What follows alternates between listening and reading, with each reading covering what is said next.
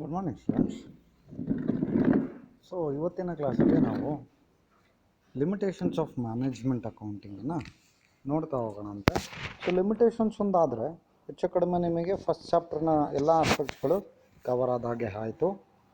Okay, so ಹಾಗಾಗಿ limitations ಏನು ಇದೆ ಅನ್ನೋದನ್ನು ಇವತ್ತಿನ ಕ್ಲಾಸಲ್ಲಿ ನಾವು ನೋಡ್ತಾ ಹೋಗೋಣ ಅಂತ. Management accounting cannot replace the decision, it can just assist the management in its operations through providing necessary analytical statement at advise management for better effective managerial functions.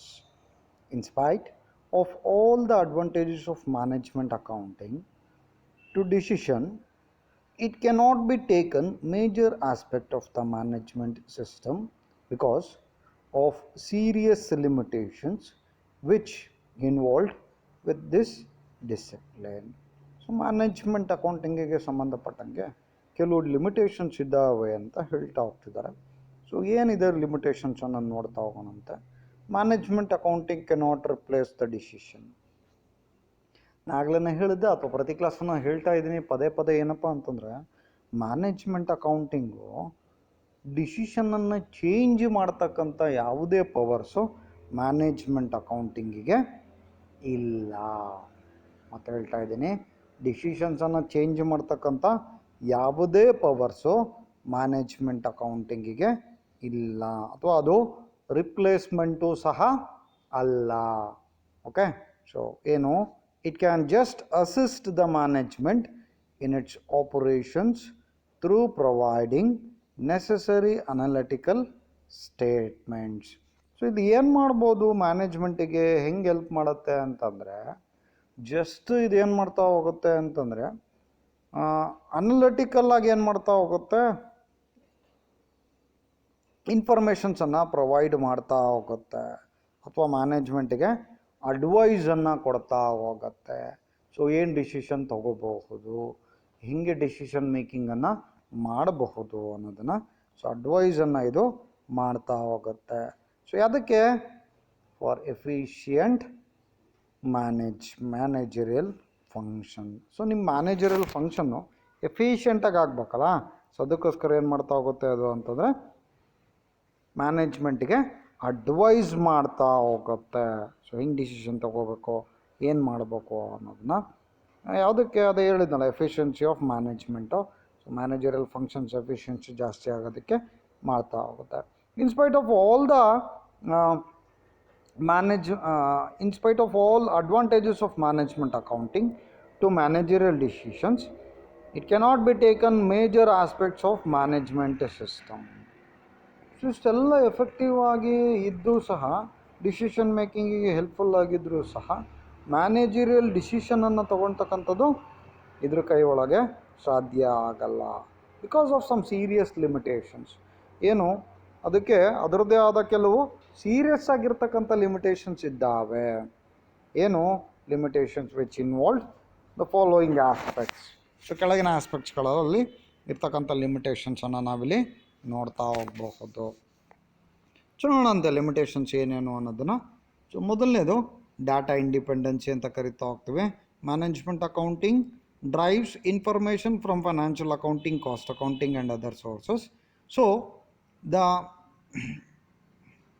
conclusions arrived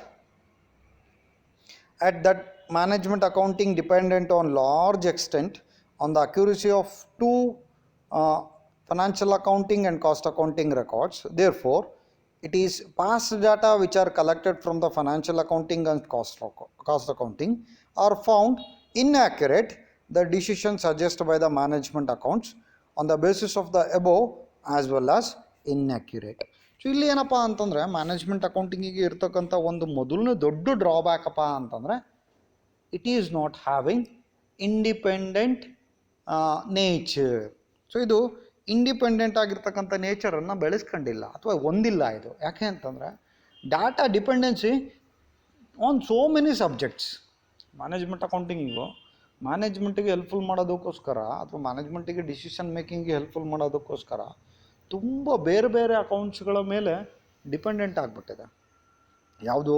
for example financial accounting ತೊಗೊಳ್ತೀವಿ, financial ಅಕೌಂಟಿಂಗಿಂದ ಇನ್ಫಾರ್ಮೇಷನನ್ನು ತೊಗೊಳ್ತೀವಿ, cost ಅಕೌಂಟಿಂಗಿಂದ ಇನ್ಫಾರ್ಮೇಷನನ್ನು ತೊಗೊಳ್ತಾ ಹೋಗ್ತೀವಿ. So ಅದೇ ರೀತಿ ಟ್ಯಾಕ್ಸಿಂದ ಇನ್ಫಾರ್ಮೇಷನ್ನ ತೊಗೊತೀವಿ, ಸ್ಟ್ಯಾಟಿಸ್ಟಿಕ್ಸಿಂದ ಇನ್ಫಾರ್ಮೇಷನನ್ನು ತೊಗೊತೀವಿ. So ಹೀಗೆ ನಾವು ತುಂಬ ಕಡೆಯಿಂದ ಇನ್ಫಾರ್ಮೇಷನನ್ನು ಕಲೆಕ್ಟ್ ಮಾಡಿ ಸೊ ಅದನ್ನು ಮ್ಯಾನೇಜ್ಮೆಂಟಿಗೆ ಕಳಿಸ್ತಾ ಹೋಗಿರೋದ್ರಿಂದ ಅಥವಾ ಮ್ಯಾನೇಜ್ಮೆಂಟಿಗೆ ಇನ್ಫಾರ್ಮೇಷನ್ನ ಪ್ರೊವೈಡ್ ಮಾಡೋದ್ರಿಂದ so it is not having independency ಅಥವಾ ಡಾಟಾ ಇಂಡಿಪೆಂಡೆನ್ಸಿ ಇಲ್ಲ ಇದಕ್ಕೆ. ಮೊದಲನೇದು, ಒಂದು ಡಾಟಾ ಇಂಡಿಪೆಂಡೆನ್ಸಿ ಇಲ್ಲ ಅಂದ ತಕ್ಷಣ ಏನಾಗುತ್ತಾ ಹೋಗುತ್ತೆ ಅಂತಂದರೆ, ಯಾವಾಗ ನಾವು ಯಾವುದ್ರ ಮೇಲೆ ಡಿಪೆಂಡ್ ಆಗಿದ್ದೇವಲ್ಲ, ಫೈನಾನ್ಷಿಯಲ್ ಅಕೌಂಟಿಂಗ್ ಆಗಿರ್ಬೋದು ಅಥವಾ ಕಾಸ್ಟ್ ಅಕೌಂಟಿಂಗ್ ಆಗಿರ್ಬೋದು, ಸೊ ಅದ್ರ ಮೇಲೆ ನಾವು ಡಿಪೆಂಡೆಂಟ್ ಆಗಿರೋದ್ರಿಂದ ಸೊ ಅಲ್ಲಿ ಫೈನಾನ್ಷಿಯಲ್ ಅಕೌಂಟಿಂಗು ಮತ್ತು ಕಾಸ್ಟ್ ಅಕೌಂಟಿಂಗ್ ಒಳಗೆ ಏನಾದರೂ ಡ್ರಾಬ್ಯಾಕ್ಸ್ ಇದ್ದರೆ ಅಥವಾ ಕೊರತೆಗಳಿದ್ದರೆ ಆ ಕೊರತೆಗಳು ಅಥವಾ ಡ್ರಾಬ್ಯಾಕ್ಸ್ಗಳು ಕಾಸ್ಟ್ ಮ್ಯಾನೇಜ್ಮೆಂಟ್ ಅಕೌಂಟಿಂಗಲ್ಲೂ ಏನಾಗ್ತಾ ಹೋಗುತ್ತೆ, ಕಂಟಿನ್ಯೂ ಆಗ್ತಾ ಹೋಗುತ್ತೆ. ಸೊ ಹಂಗಾಗಿ ಏನಪ್ಪ ಅಂತಂದರೆ ಇಟ್ ಈಸ್ ನಾಟ್ ಹ್ಯಾವಿಂಗ್ ಅಥವಾ ಅದು ಅಕ್ಯುರೇಟ್ ಆಗಿರ್ದಲೇ ಇದ್ದರೆ ಮ್ಯಾನೇಜ್ಮೆಂಟ್ ಅಕೌಂಟಿಂಗು ಸಹ ಅಕ್ಯುರೇಟ್ ಆಗಿರೋದಕ್ಕೆ ಸಾಧ್ಯ ಇಲ್ಲ. ಓಕೆ, ಸೊ ನೆಕ್ಸ್ಟು ಎರಡನೇ ಪಾಯಿಂಟನ್ನು ನೋಡ್ತಾ ಹೋಗೋಣ. Does not gives the decision. Management accounting cannot replace the decision. It can just only assist the management in its operations through providing necessary analytical statement and advices to management for better and effective managerial function.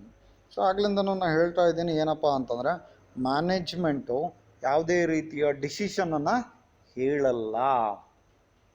Decision making ಅಥವಾ decision ತೊಗೊಳ್ತಕ್ಕಂಥ ಕೆಲಸ ಯಾರು? ಕಂಪನಿದೇ ಅಥವಾ ಮ್ಯಾನೇಜ್ಮೆಂಟಿಂದೇ ಆಗಿರುತ್ತೆ. Management accounting ಯಾವುದೇ ರೀತಿಯ ಡಿಸಿಷನನ್ನು ಹೇಳಲ್ಲ. So ಇದೇನು ಮಾಡ್ತಾ ಹೋಗುತ್ತೆ, it is providing information to management for taking decision.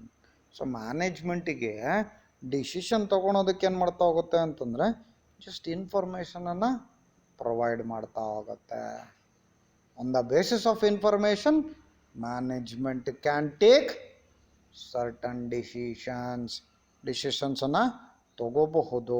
ಆದರೆ management accounting itself will not make any decision. So next costly affair in installation and maintenance of management accounting system suitable for those concerned which is having significant amount of transaction, generally large establishments, therefore small concern cannot afford to adopt this system. So ಇಲ್ಲಿ ಏನಪ್ಪ ಅಂತಂದರೆ management accounting costlier ಆಗಿರ್ತಕ್ಕಂಥದ್ದಾಗಿದೆ. ಯಾಕೆ ಅಂತಂದರೆ so ಸಣ್ಣ ಸಣ್ಣ ಕನ್ಸರ್ನ್ಗಳು ಇದನ್ನು afford ಮಾಡೋಕ್ಕೆ ಸಾಧ್ಯ ಆಗಲ್ಲ. ಯಾವ ಕನ್ಸರ್ನು ತುಂಬ ಲಾರ್ಜ್ ಸ್ಕೇಲ್ ಒಳಗೆ ಬಿಸ್ನೆಸ್ಸನ್ನು ಮಾಡ್ತಾ ಐತೆ ಅಥವಾ ಲಾರ್ಜ್ ಸ್ಕೇಲ್ ಒಳಗೆ ಟ್ರಾನ್ಸಾಕ್ಷನ್ಸನ್ನು ಮಾಡ್ತಾ ಐತೆ, ಸೊ ಆ ಕನ್ಸರ್ನ್ಗಳು ಮಾತ್ರ ಮ್ಯಾನೇಜ್ಮೆಂಟ್ ಅಕೌಂಟಿಂಗನ್ನು ಅಡಾಪ್ಟ್ ಮಾಡ್ಕೋಬಹುದು. ಸೊ ಯಾಕೆ ಅಂತಂದರೆ ಅದು ಅವರಿಗೆ they can afford that. So ತುಂಬ ಜಾಸ್ತಿ ಆಗಿರೋದ್ರಿಂದ they can afford that.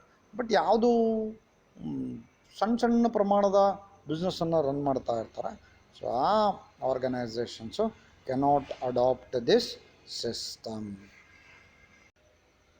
So next ಪಾಯಿಂಟನ್ನು ನೋಡ್ತಾ ಹೋಗೋಣಂತೆ. No standardisation as other disciplines.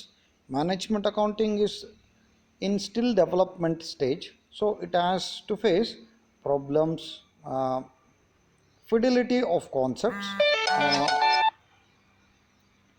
technique, etc. It does not have any strong principles like financial accounting, cost accounting. It does not follow set rules and hence difference in its practice. So ಏನಪ್ಪ ಅಂತಂದರೆ management ಅಕೌಂಟಿಂಗಿಗೆ ಅದರದ್ದೇ ಆದ ಯಾವುದೇ standardise ಆಗಿರ್ತಕ್ಕಂಥ rules and regulations ಇಲ್ಲ. ಯಾಕೆ ಅಂತಂದರೆ still it is in development stage. So ಇದು ಇನ್ನೂ ಡೆವಲಪ್ಮೆಂಟ್ ಸ್ಟೇಜಲ್ಲಿ ಇರೋದ್ರಿಂದ ಸೊ ಇದಕ್ಕೆ ಇದರದ್ದೇ ಆದ ರೂಲ್ಸ್ ಆ್ಯಂಡ್ ರೆಗ್ಯುಲೇಷನ್ಸು ಸ್ಟ್ಯಾಂಡರ್ಡೈಸೇಷನ್ನು ಅಂತಕ್ಕಂಥದ್ದು ಇಲ್ಲ. ಅದೇನಾಗ್ತಾ ಇದೆ ಅಂತಂದರೆ so that it has faced problems of fidelity of concepts, improvement of techniques, does not have any strong principles like financial account. Financial accounting ತುಂಬ ವರ್ಷದಿಂದ ಇರೋದ್ರಿಂದ ಸೊ ಅದಕ್ಕೆ ಅದರದ್ದೇ ಆದ ರೂಲ್ಸ್ ಆ್ಯಂಡ್ ರೆಗ್ಯುಲೇಷನ್ಸು ಡೆವಲಪ್ ಆಗಿಬಿಟ್ಟಿದೆ. ಬಟ್ ಮ್ಯಾನೇಜ್ಮೆಂಟ್ ಅಕೌಂಟಿಂಗಿಗೆ ಸೊ ಅದರದ್ದೇ ಆದ rules and regulations ಇಲ್ಲ. Still it is in preliminary stage ಅಂತಲೇ ಹೇಳ್ತಾ ಹೋಗ್ಬೋದು. ಸೊ ಪ್ರಿಲಿಮಿನರಿ ಸ್ಟೇಜ್ ಅಂತಂದರೆ ಏನು ಸ್ಟಾರ್ಟಿಂಗ್ ಹಂತದೊಳಗೆ ಇದೆ. ಸೊ ಹಂಗಾಗಿ ಅದಕ್ಕೆ ಅದರದ್ದೇ ಆದ ಯಾವುದೇ ರೀತಿಯ ರೂಲ್ಸ್ ಆ್ಯಂಡ್ ರೆಗ್ಯುಲೇಷನ್ಸು ಇಲ್ಲ, ಅಥವಾ ಸ್ಟ್ಯಾಂಡರ್ಡೈಸ್ಡ್ ಆಗಿರ್ತಕ್ಕಂಥ ರೂಲ್ಸ್ ಆ್ಯಂಡ್ ರೆಗ್ಯುಲೇಷನ್ಸು ಇಲ್ಲ. So next danger of misleading ಅಂತ ಹೇಳ್ತಾ ಹೋಗ್ತಿದ್ದಾರೆ. The information provided by the management accounting cannot be taken full proof information for making any managerial decisions, because the management data used by the management accounting itself may window dressed data, due to which management accounting mislead the management. So ಇಲ್ಲಿ ಏನು ಹೇಳ್ತಾ ಇದ್ದಾರೆ ಅಂತಂದರೆ, management accounting ಅಥವಾ danger of misleading ಅಂತ ಹೇಳ್ತಾರೆ. ನಾನು ಅದನ್ನೇ ಭಾಳ ಸರಿ ಹೇಳ್ತಿರ್ತೀನಿ. ಯಾಕೆ ಅಂತಂದರೆ, ಮ್ಯಾನೇಜ್ಮೆಂಟ್ ಅಕೌಂಟಿಂಗಿಗೆ ಅದರದ್ದೇ ಆದ ರೂಲ್ಸ್ ಆ್ಯಂಡ್ ರೆಗ್ಯುಲೇಷನ್ಸು ಸ್ಟ್ಯಾಂಡರ್ಡೈಸೇಷನ್ ಇರದಲ್ಲೇ ಇರೋದ್ರಿಂದ ಸೊ ಏನು ಮಾಡುತ್ತೆ ಅಂತಂದರೆ, ನಾವು ಬೇರೆ ಬೇರೆ ಅಕೌಂಟಿಂಗ್ ಇನ್ಫಾರ್ಮೇಷನ್ಗಳನ್ನು ಫಾಲೋ ಮಾಡ್ತಾ ಹೋಗ್ತೀವಿ. ಸೊ ಅಲ್ಲಿ ಅವರು ವಿಂಡೋ ಡ್ರೆಸ್ಸಿಂಗ್ ಅಂತಾರೆ. ಅಂದರೆ ನಮ್ಗೆ ಏನು ಬೇಕೋ ಅದನ್ನು ಮಾತ್ರ ನಾವು ನೋಡ್ಕೊತ ಹೋಗ್ತಕ್ಕಂಥದ್ದು, ತೊಗೊಳ್ತಾ ಹೋಗ್ತಕ್ಕಂಥದ್ದು. ಸೊ ಈ ಥರ ಆಗೋದ್ರಿಂದ ಏನಾಗ್ಬೋದು ಅಂತಂದರೆ, ಇಟ್ ಕ್ಯಾನ್ ಬಿ ಮಿಸ್ಲೀಡ್. ಕೆಲವು ಸರಿ ಇದು ನಮಗೆ ಮಿಸ್ಲೀಡನ್ನು ಮಾಡ್ತಾ ಹೋಗಬಹುದು. Okay, so next need of human involvement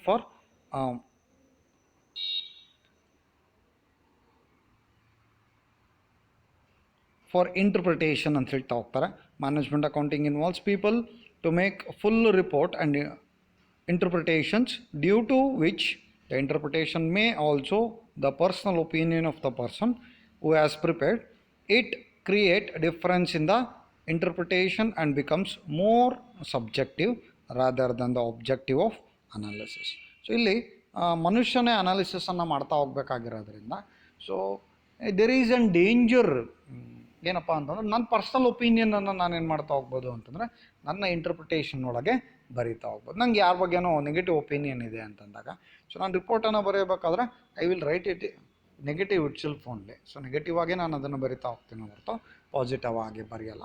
so ಹಂಗಾಗಿ ಇಲ್ಲಿ there is an slight chance of interpretation may get wrong, ತಪ್ಪಾಗ್ತಕ್ಕಂಥ ಚಾನ್ಸಸ್ಸು ಜಾಸ್ತಿ ಇರುತ್ತೆ. So these are some of the limitations of management accounting. So ಇಲ್ಲಿಗೆ ನಿಮ್ಮದು ಫಸ್ಟ್ ಚಾಪ್ಟ್ರು ಮುಗಿದೋಗುತ್ತೆ. So as some of your friends, so ಕೆಲವು ನಿಮ್ಮ friend ಯಾರೋ ಒಬ್ಬರು PDF ಅನ್ನು ಹಾಕಿದ್ದಾರೆ ನೋಟ್ಸಿಂದು. ಸೊ ಅದು ಎಲ್ಲ ಆಸ್ಪೆಕ್ಟ್ಸಿನ ಥೆರಿಟಿಕಲ್ ಪಾರ್ಟನ್ನು ಕವರ್ ಆಗಿದೆ. ಅಂದರೆ ನಾವೇನು ಮ್ಯಾನೇಜ್ಮೆಂಟ್ ಅಕೌಂಟಿಂಗ್ ಓದ್ತಾ ಹೋಗ್ತೀವಿ, ಸೊ ಅದೆಲ್ಲ ಥೆರಿಟಿಕಲ್ ಆಸ್ಪೆಕ್ಟ್ಸು ಕವರ್ ಆಗಿದೆ.